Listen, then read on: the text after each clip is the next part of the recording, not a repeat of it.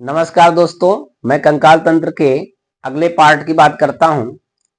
आप देखिए कंकाल तंत्र में हाथ पैर के बीच में कितनी हड्डियां होती हैं और इन हड्डियों के बारे में हम लोग चर्चा करते हैं। तो सबसे पहले आप लोग ध्यान दीजिएगा।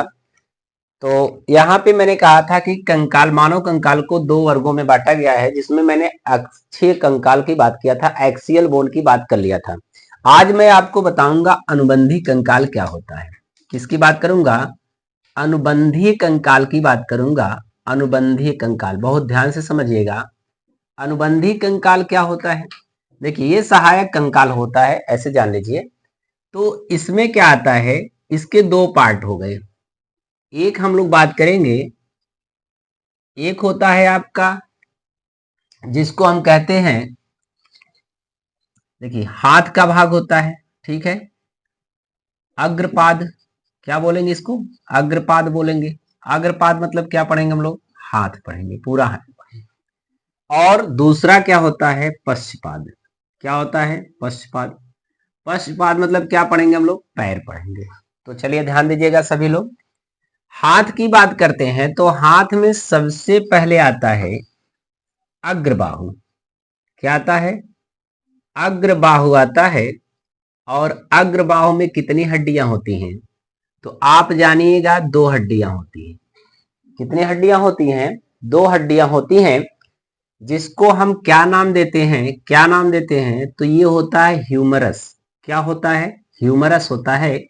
जो दोनों भुजाओं को कहा जाए, दोनों भुजाओं का ऊपरी हिस्सा होता है, इसको हम क्या कहते हैं? अग्रबाहु। दूसरा क्या होता है? पश्चबाहु।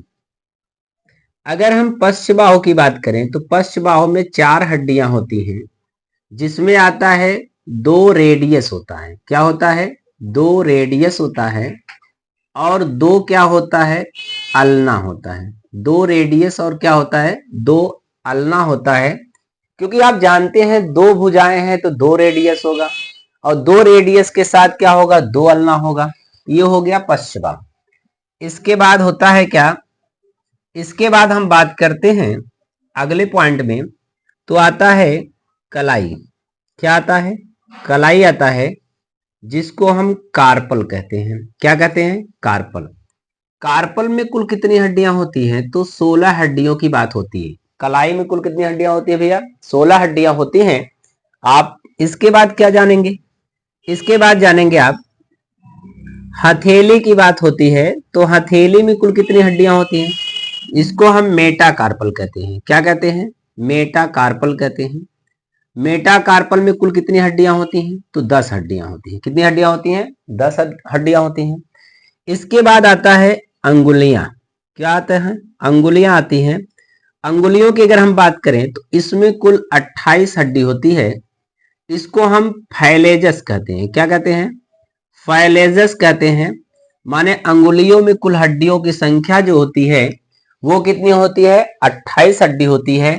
तो हमने हाथ के बारे में चर्चा कर लिया। हाथ में अगर पूछा जाए कुल कितनी हड्डियां होती हैं, तो 60 हड्डियों की संरचना से हाथ का निर्माण होता है। और यहाँ पर ये मत सोचिएगा एक हाथ की मैं बात कर रहा हूं, यहाँ पे दोनों हाथों की बात हो रही है। एक स्वस्थ मनुष्य की बात कर रहा हूं, न कि आपसे किसी लूले की बात कर रहा हूं। तो यहाँ पे ध्यान दीजिएगा, अग्रबाहु में कितनी हड्डियां? दो हड्डियां। किस नाम से जानी जाती हैं? ह्यूमरस से होती हैं। पश्चबाहु में कितनी हड्डियां? चार हड्डियां, जिसमें दो रेडियस होता है और दो अल्ना होता है। कलाई में कितनी हड्डियां होती हैं? 16 हड्डियां होती हैं। हथेली में कितनी हड्डियां होती हैं? 10 हड्डियां होती हैं। अंगुलियों में कितनी हड्डियां होती हैं? तो 28 हड्डियां होती हैं।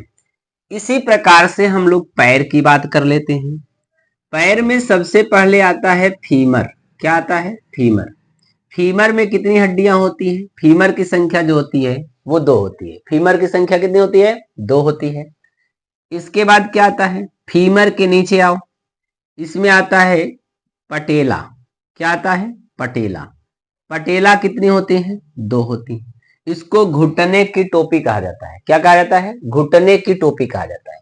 पटेला की संख्या कितनी है? दो। इसके बाद आता है पिंडली। पिंडली। पिंडली में कितनी हड्डियां होती हैं? तो चार हड्डियां होती हैं। कितनी हड्डियां होती हैं? चार हड्डियां होती हैं। इसमें क्या होता है, इसमें दो टीबिया होता है। क्या होता है, टीबिया, दो टीबिया होता है और दो क्या होता है, फेबुला होता है। दो टीबिया और दो फेबुला होता है, माने पिंडली। देखो, घुटने से नीचे वाला पोर्शन, घुटने से नीचे वाला पोर्शन क्या होता है, पिंडली। पिंडली में क्या हड्डी होती है, चार हड्डी। दो इसमें टीबिया होती है और दो ही क्या होती है, फेबुला होती है।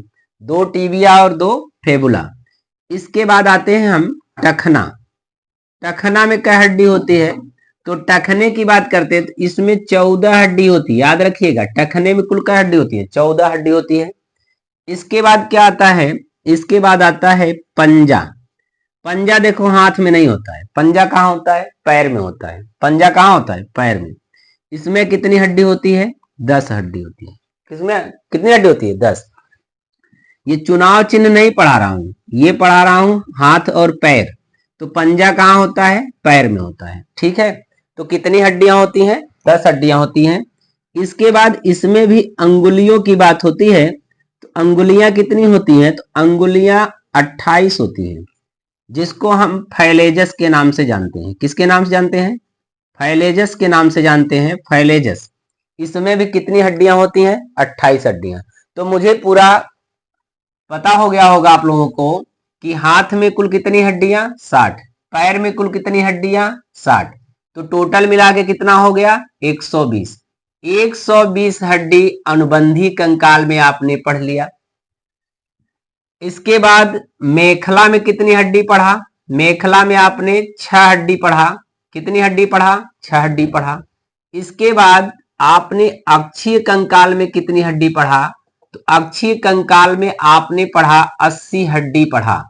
तो टोटल मिलाकर के 206 हड्डी की बात होती है। तो स्वस्थ मनुष्य में कुल हड्डियों की संख्या कितनी होती है, 206 होती है। अब थोड़ा सा नोट पॉइंट याद रखिएगा, कभी कभी ये सब प्रश्न आते हैं, आपको याद रखना पड़ेगा।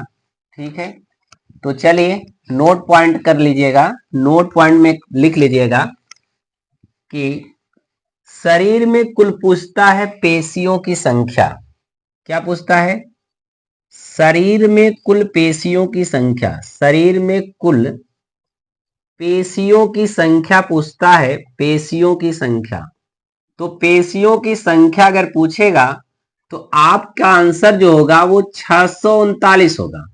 अगर ये ऑप्शन में नहीं मिलेगा तो 650 को टिक करना होगा।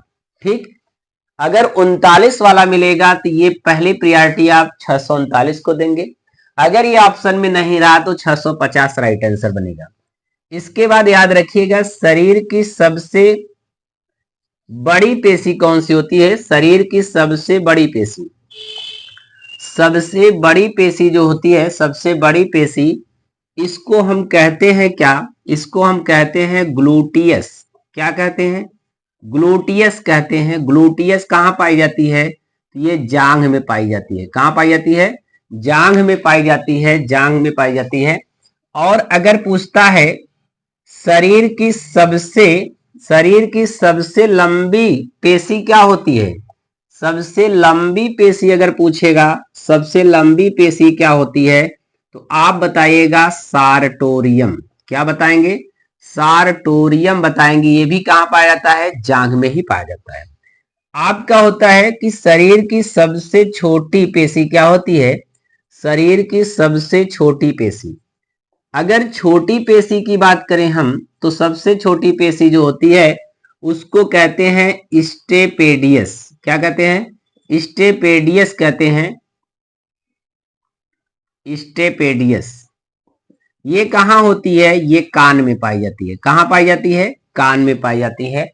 इस तरह से आपने कंकाल तंत्र का अध्ययन कर लिया और मुझे लगता है कि इस पर आधारित प्रश्नों को आप सॉल्व करिएगा। जहां पे आपको लगता है कि ये नहीं बताया गया है या नहीं पढ़ाया गया है, उसको आप अपने कमेंट के माध्यम से जरूर बताएंगे। और जो भी आप कंपटीशन की जिसकी भी तैयारी कर रहे हैं साइंस का, ओवरऑल सारे क्वेश्चंस आपके हो जाने चाहिए। मुझे लगता है कि कंकाल तंत्र के बाद मैं आपको अगली क्लास में श्वसन तंत्र पढ़ाऊंगा। क्या पढ़ाऊंगा? श्वसन तंत्र पढ़ाऊंगा, रेस्पिरेटरी सिस्टम पढ़ाऊंगा कि मनुष्य सांस कैसे लेता है, और मनुष्य के साथ साथ कई जानवरों की भी मैं चर्चा करूंगा।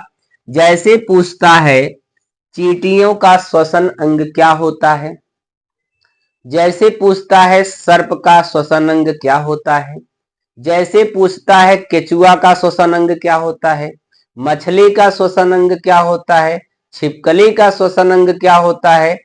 तो आपको मैं सारे श्वसन अंगों की बात करूंगा, जितने भी प्राणी हैं कैसे सांस लेते हैं, आपको हम अपने क्लास में विधिवत बताएंगे, जिससे श्वसन तंत्र से संबंधित आपको कोई समस्या नहीं होनी चाहिए। आप इस बात को भी ध्यान रखिएगा। ठीक, ये टॉपिक आपका अगली क्लास में मिलेगा। ठीक है, तब तक के लिए धन्यवाद, नमस्कार।